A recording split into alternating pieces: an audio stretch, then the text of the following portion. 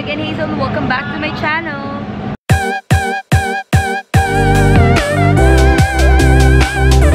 So guys, nakikita nyo naman sa likod natin, nasa ibang lugar tayo ngayon. Dito tayo ngayon sa Adamson Court.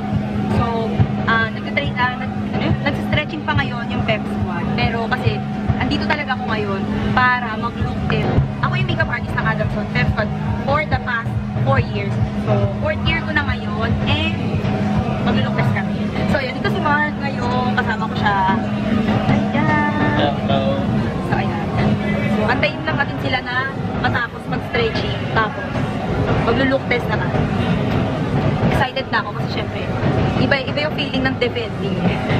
Diba? Alam mo yung parang sila naman talaga yung nag-champion. Pero syempre dahil ako yung nag-makeup sa kanila. Parang feeling ko defending champion din ako. So, kailangan galingan pa natin. Kailangan ko pang galingan, gandahan yung look nila for this year's CDC. So, good luck na lang sa akin. See you later, guys!